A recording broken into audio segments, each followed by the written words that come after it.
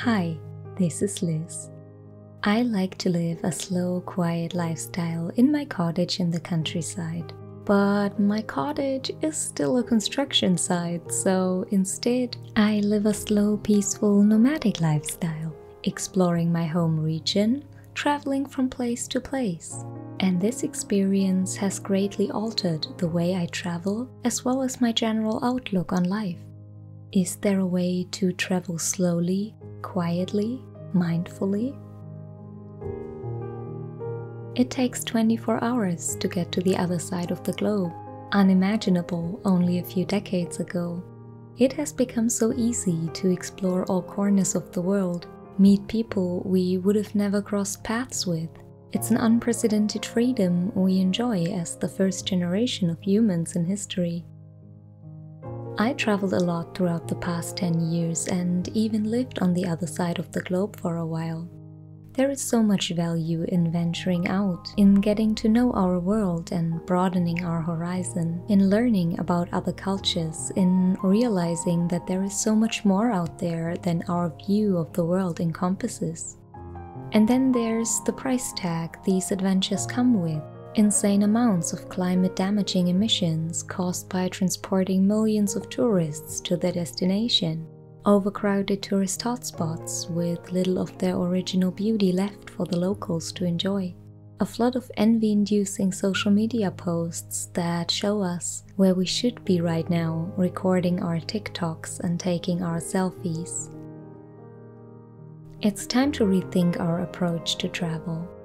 It's time to learn a lesson or two from the times when exploring our surroundings was the one travel option we had. I chose slow travel. I chose deep travel. And here's what I mean by that.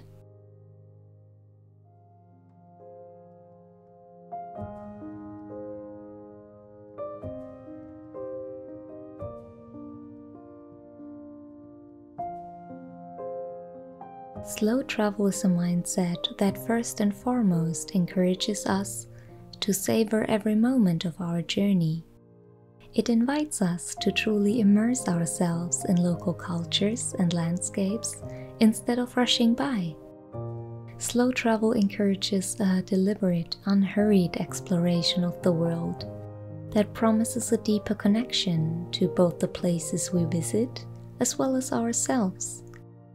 My decision to start my nomadic lifestyle in 2022 was actually sparked by this exact wish to be able to just stay where I like it and as long as I like it, to really get to know a place instead of just passing through. Especially when traveling to faraway places with only a limited amount of vacation days on our hands, it is very tempting to try to cram as many sites and activities into our day as possible. I understand this fear of missing out, this wish to make the most of a stay that is naturally limited in length.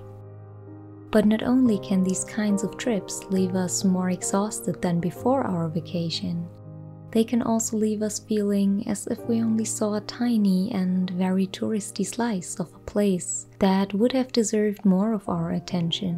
Whenever I go to a new place, I aim for a healthy mixture of must-sees and free time to explore, relax, and enjoy. Often I will come across a place I particularly like, a place I feel drawn to that I would like to spend more time in than I originally planned. Often, that place wasn't even on my agenda and I stumbled upon it by accident. We should give ourselves the time and the freedom to aimlessly wander, to just take in all the impressions, to stumble upon places, upon landscapes, upon tiny cafes and cute restaurants, upon moments that turn into treasured memories, upon people we might have a quick chat with or establish a long-lasting friendship with. We should give ourselves the chance to truly be surprised and enchanted by a place.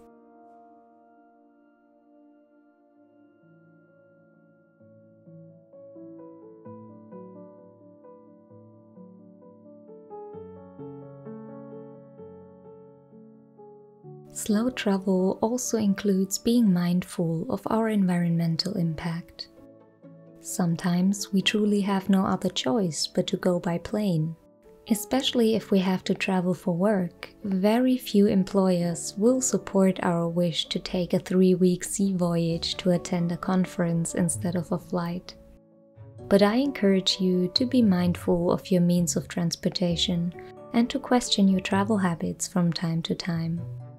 When I was a student, I would travel from Germany to London for a weekend regularly because the flights were so cheap even I could afford them. And even though I did enjoy my time there, my focus has since shifted a lot towards a more sustainable form of travel. I stopped booking flights just because they are cheap. I made it my priority to explore all the beautiful places in my home region that I have never been to. Let's be honest with ourselves. How often do we really take the time to explore our home region as a tourist? How often do we really explore the hiking trails in our surroundings, dip our feet into all the beautiful rivers and lakes, wander through historic town centers, and try wonderful unique restaurants that are right in front of us? We often see so much more of a place we only stayed in for a week than of our own hometown. I invite you to do this little experiment with me. The next free weekend you have, I encourage you to pick a destination near you that you've never been to or never truly took the time to explore. Pay this place a visit and let it surprise and enchant you. Exploring other countries and continents is a fantastic and valuable experience, but I try to do so in moderation and throw a lot of easier-to-reach destinations into the mix. I also made it a habit to extend trips I have to take anyway to explore the area a bit further. This applies to business trips in particular. My day job doesn't require me to travel often, but when it does, it will usually take me to beautiful sunny locations in the south of Europe. As I'm required to go anyway, I will make the most of it and sneak in another week of workation instead of causing emissions by flying to yet another holiday destination.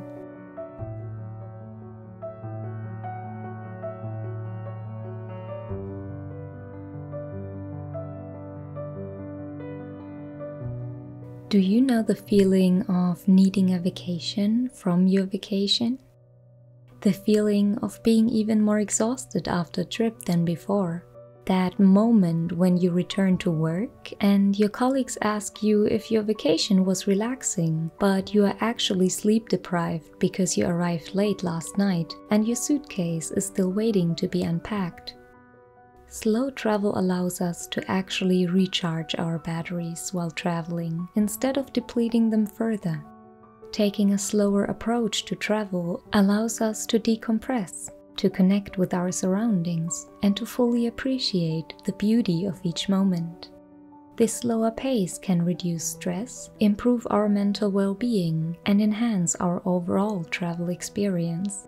It offers a respite from all the demands of everyday life and invites us to recharge and to return home with a refreshed perspective.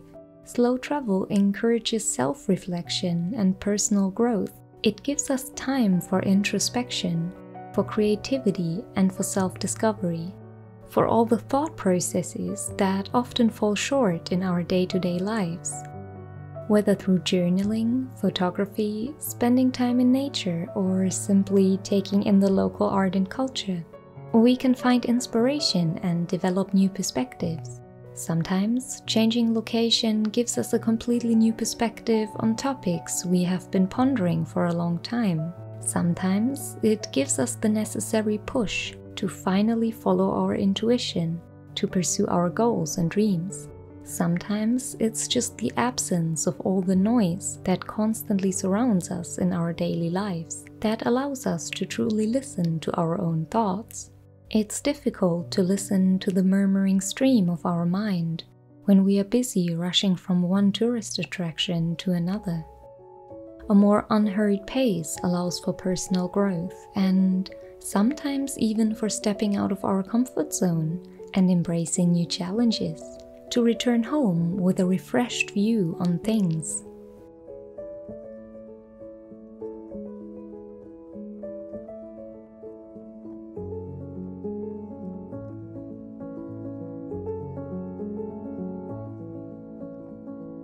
I mentioned the cheap flights earlier that I try to avoid since I started traveling more mindfully.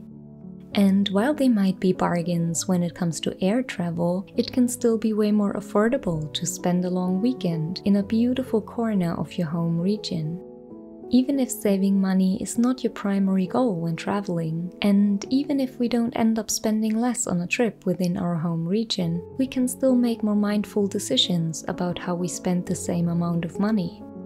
Do we really need to go to several faraway destinations a year? Or is it enough to go once a year or once in 2 or 3 years?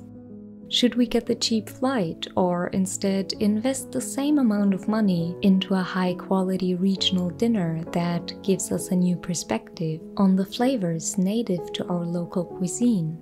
Wouldn't it be way more relaxing and stress-free to spend a long weekend by a beautiful lake nearby than to queue at the security check at the airport to get to a beautiful lake somewhere else?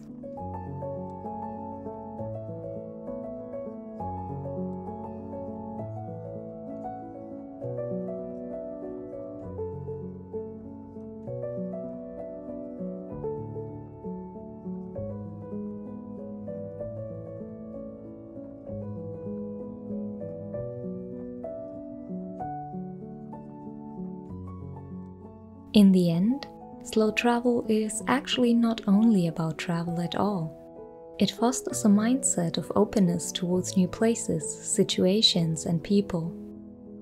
It fosters mindfulness in our day-to-day lives, allowing us to take in our surroundings with all our senses.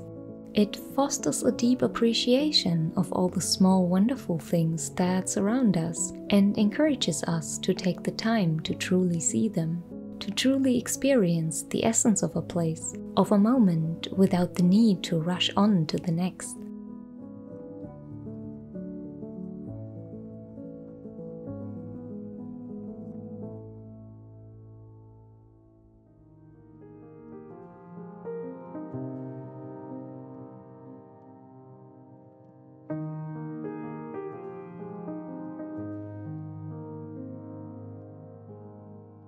What is your favorite travel destination in your surroundings?